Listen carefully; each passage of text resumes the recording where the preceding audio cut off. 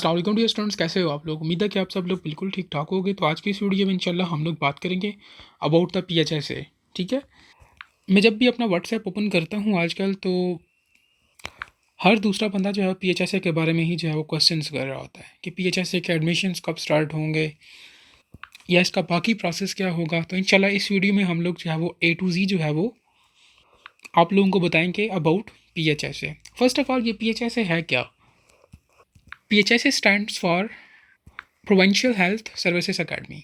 ठीक है, ये एक एकेडमी है, एक इदारा है जिसके अंदर जो है वो नर्सिंग कॉलेजेस आते हैं। ठीक है, पीएचएसए जो है वो 2 इयर्स डिप्लोमा भी ऑफ़र करता है एंड 4 इयर्स बीएसएन प्रोग्राम भी ऑफ़र करता है। ठीक है, अभी जो 2 इयर्स डिप्लोमा वाले प्रोग्राम्स हैं, इसके लिए केएमयू कैट ज़रूरी नहीं है, जबकि ये जो 4 इयर्स बीएसएन प्रोग्राम है, इसके लिए केएमयू कैट जो है वो लाजमी है। ठीक है, मैंडेटरी है। ये जो 2 इयर्स वाले डिप्लोमास हैं, इनके एडमिशन्स तो स्टार्ट हैं, लेकिन अभी तक ये जो 4 इयर्स जो बीएसएन है, ठीक है, इनके एडमिशन्स अभी तक स्टार्ट नहीं हुए। ठीक है, वैसे इनके एडमिशन्स अभी तक स्टार्ट हो जाने चाहिए थे, लेकिन अभी तक नहीं हुए। ठीक है, उसकी रीज़न मेरे ख्याल में ये हो सकती है कि रिसेंटली जो है वो पीएचएसए वालों ने जो है वो कुछ नोटिफिकेशन जो है वो शेयर किया था कि ये लोग जो है वो इवनिंग क्लासेस भी जो है वो अरेंज करने वाले हैं। ठीक है, तो हो सकता है कि इवनिंग क्लासेस को ही स्टार्ट करने का प्रोसेस जो है वो इनका चल रहा हो। ठीक है, सो लिहाजा आप लोग वेट कर लो 1-2 हफ्ते या शायद 1 हफ्ते, तो इंशाल्लाह इनके एडमिशन्स भी जो है वो स्टार्ट हो जाएंगे। अब पीएचएसए में भी आप लोगों ने जो है बिल्कुल उसी तरह से जो है वो अप्लाई करना है जिस तरह आप लोगों ने जो है वो केएमयू कैट के लिए अप्लाई किया है। अच्छा, पीएचएसए का फॉर्म फिल करना कुछ हद तक इजी है as compare to KMU. KMU के फॉर्म फिलिंग में जो है वो काफ़ी इश्यूज जो है वो फेस करने पड़ते हैं स्टूडेंट्स को। अच्छा, पीएचएसए के लिए जब आप लोग अप्लाई करोगे ना, तो पहली चीज़ तो ये कि इनका अप्लाई जो है वो फ्री होता है। मतलब आपने किसी भी किस्म की फ़ी जो है वो सबमिट नहीं करनी होती। जिस तरह आप लोग केएमयू में जो है वो अगर आप डीपीटी या नर्सिंग के लिए अप्लाई कर रहे हो, तो आपको जो है वो इन दोनों के लिए जो है वो 3,000 जो है वो सेपरेटली जो है वो सबमिट करना पड़ता है। लेकिन पीएचएसए में आप लोगों ने किसी भी किस्म की फ़ी जो है वो सबमिट नहीं करनी होती रजिस्ट्रेशन के लिए। मतलब इनका अप्लाई जो है वो फ्री होता है। ठीक है, अब अप्लाई करने के बाद जो है वो बाकी प्रोसेस इनका भी बिल्कुल केएमयू की तरह ही होता है। ठीक है, आप लोग अप्लाई करोगे, उसके बाद जो है वो प्रोविजनल मेरिट लिस्ट जो है वो अपलोड होगी। ठीक है, प्रोविजनल मेरिट लिस्ट के बाद जो है वो फाइनल मेरिट लिस्ट अपलोड होगी। ठीक है, बिल्कुल केएमयू की तरह। मैंने आप लोगों को पिछली वीडियो में बताया था कि प्रोविजनल मेरिट लिस्ट और फाइनल मेरिट लिस्ट में जो है वो क्या डिफरेंस होता है। देखो, जिस वक्त कोई भी इदारा जो है वो प्रोविजनल मेरिट लिस्ट जो है वो अपलोड करता है, तो आप लोग उसमें चेंजेस करवा सकते हो। फॉर एग्जांपल, अगर किसी स्टूडेंट के मैट्रिक के मार्क्स में कोई इशू है, या एफएससी मार्क्स में कोई इशू है, या उसके नेम में कोई मसला है, या उसका सीएनआईसी गलत लिखा हुआ है, तो आप लोग वो चीज़ें ठीक करवा सकते हो। ठीक है, ज़्यादातर फोकस मार्क्स पे किया जाता है क्योंकि मेरिट लिस्ट डिस्प्ले होनी होती है फाइनल। तो अगर मार्क्स गलत लगे हों तो आपका मेरिट नंबर जो है वो ऊपर नीचे हो सकता है, तो ज़्यादा फोकस इसमें मार्क्स पे किया जाता है।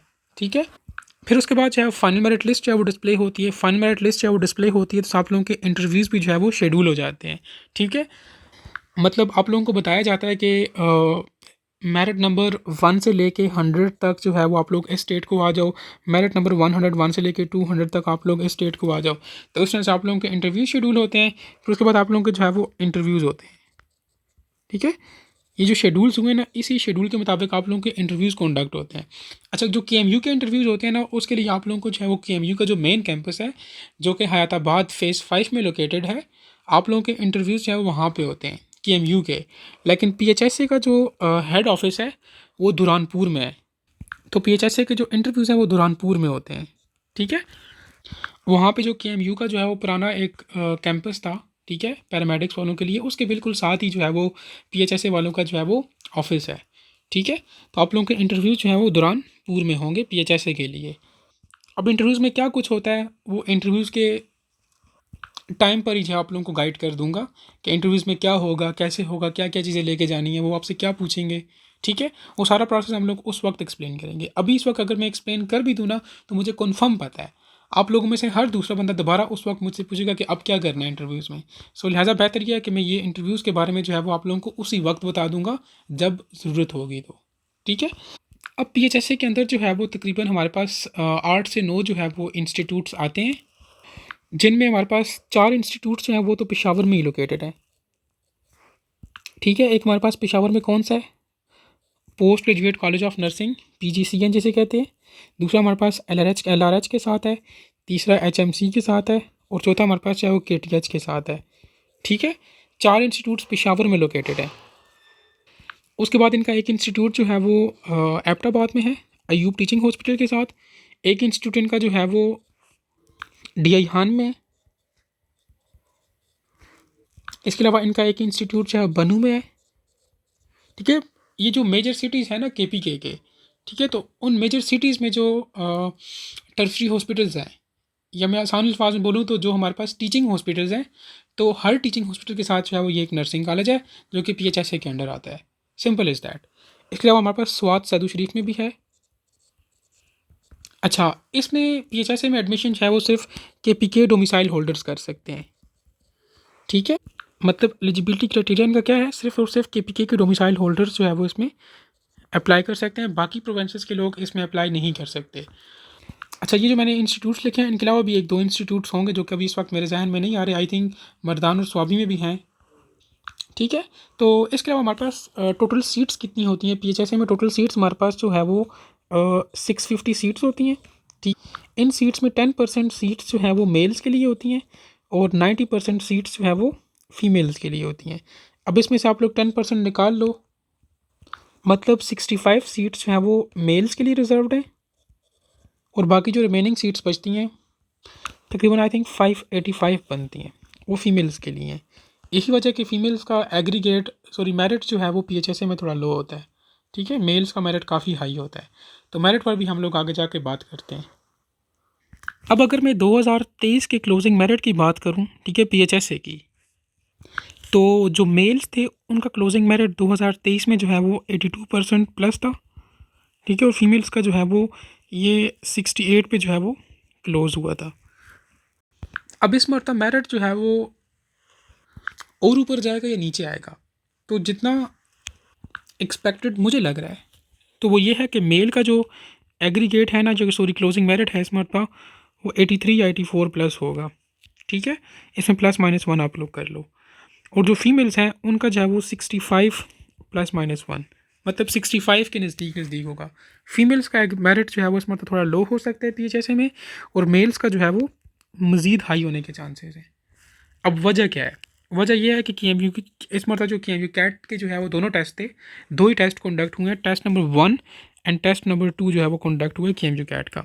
टेस्ट नंबर 1 भी मुश्किल था और टेस्ट 2 भी मुश्किल था कुछ हद तक। इतना ज़्यादा मुश्किल भी नहीं था, लेकिन हम लोग इसको कंपेयर कर रहे हैं 2023 के टेस्ट के साथ। ठीक है, सो उस पॉइंट ऑफ व्यू से हम लोग बात कर रहे हैं कि टेस्ट मुश्किल था या आसान था। सो ये वजह हो सकती है कि फ़ीमेल्स का मेरिट जो है वो थोड़ा कम हो PHSA में 2024 में। तो आई थिंक PHSA के बारे में बस यही इन्फॉर्मेशन है। बाकी इंशाल्लाह जब भी PHSA के एडमिशन्स ओपन होंगे तो हम आप लोगों के साथ ग्रुप में भी शेयर करेंगे, यहाँ पे भी शेयर करेंगे। आप लोगों ने फॉर्म कैसे फिल करना है A to Z आप लोगों को गाइड करेंगे। उस वक्त तक गाइड करेंगे जब तक आपका एडमिशन नहीं हो जाता। ठीक है, आप लोग उस चीज़ से बेगम रहो। असल में व्हाट्सएप पर जो है वो एक एक बंदे को रिप्लाई देना मेरे लिए थोड़ा इम्पॉसिबल है। ठीक है, स्टूडेंट शिकायत भी कर रहे होते हैं कि आप व्हाट्सएप पर रिप्लाई नहीं देते, ये दिस एंड डैट। वो सारी सिचुएशन में आप लोगों को ग्रुप में साथ साथ बताता रहता हूँ कि यार क्यों रिप्लाई नहीं मिल रहा।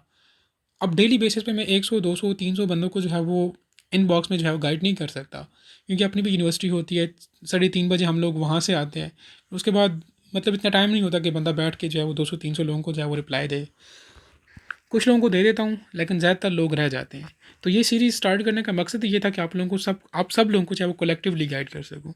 ठीक है, तो फिर भी अगर आप लोगों को जो है वो PHSA के बारे में इंफॉर्मेशन कलेक्ट करनी है तो आप लोग इस तरह करो कि गूगल पे जाओ, वहाँ पे आप लोग सर्च कर लो PHSA। जस्ट सिंपल आप लोग ये सर्च करोगे ना तो बिल्कुल जो फर्स्ट वेबसाइट आएगी ना वो PHSA की है। ठीक है, और PHSA कुछ भी नहीं है, बस PHSA यही है। तो बिल्कुल टॉप पे आप लोगों के पास आ जाएगी, आप लोगों ने उस पर क्लिक करना है तो आप लोगों के पास PHSA की वेबसाइट ओपन हो जाएगी। वहाँ पे आप लोग डेली जाके खुद भी चेक कर सकते हो। ठीक है, या बाकी भी अगर आप लोगों ने PHSA के बारे में कुछ भी चीज़ें देखनी है तो आप लोग वहाँ पर जाके देख सकते हो। ठीक है, वहाँ पे ईच एंड एवरीथिंग पड़ी है। ठीक है, अच्छा, PHSA जो है वो इनकी सबसे मज़े की बात यह है ना कि इनका फ़ीस स्ट्रक्चर बहुत कम है। ठीक है, इनकी 2023 की फ़ी तो मुझे नहीं याद, लेकिन 2022 में जो है वो इनकी फ़ी जो है वो सिर्फ 13,000 थी, सॉरी ठीक है। और हॉस्टल की फ़ी जो है वो इनकी कितनी थी, 3000। इसमें रेंट भी इंक्लूडेड है, इसमें मेस भी इंक्लूडेड है, तो ये काफ़ी चीप है। ठीक है। अब लास्ट ईयर मुझे नहीं पता, 2000 या 3000 इन लोगों ने ऐड की है। लास्ट टाइम आई थिंक 17000 या 18000 जो है वो पर सेमेस्टर फ़ी थी, और हॉस्टल के आई थिंक इतने ही थे। अगर इंक्रीज़ हुए भी होंगे तो 1K इंक्रीज़ हुए होंगे, ज़्यादा इंक्रीज़ नहीं हुए। मतलब बजट फ्रेंडली है PHS से। इंशाल्लाह आगे जाकर मैं आप लोगों को गाइड करूँगा कि what is difference between PHS and KMU। मतलब एक स्टूडेंट है, उसका PHS में भी हो रहा है और उसका KMU में भी हो रहा है, तो वो किस को जो है वो प्रेफर करे। तो इस पर भी हम लोग इंशाल्लाह बात करेंगे एक सेपरेट वीडियो में। ठीक है। और इनके हॉस्टल्स जो है वो फीमेल्स के लिए तो इंटरनल अवेलेबल होते हैं, लेकिन बॉयज़ के लिए I think internal hostels available नहीं होते। ठीक है। लेकिन फ़ीमेल के लिए कन्फर्म है कि इंटरनल हॉस्टल्स जो है वो अवेलेबल होते हैं। ठीक है। तो ये था ऑल अबाउट PHS से। बाकी इसमें हमारी सिर्फ एक चीज़ रहती है कि अगर किसी स्टूडेंट का KMU में भी एडमिशन हो रहा है और PHS में भी एडमिशन हो रहा है, तो वो किस चीज़ को प्रेफर करे। ये टॉपिक इंशाल्लाह हम लोग एक सेपरेट वीडियो में जो है वो एक्सप्लेन करेंगे। बाकी जो भी इन्फॉर्मेशन थी रिलेटेड टू PHS मैंने आप लोगों को इस वीडियो में जो है वो बता दी। उम्मीद है कि आप लोगों को समझ आई होगी। कोई चीज़ रहती है तो आप लोग कमेंट्स में पूछ सकते हो। Thank you.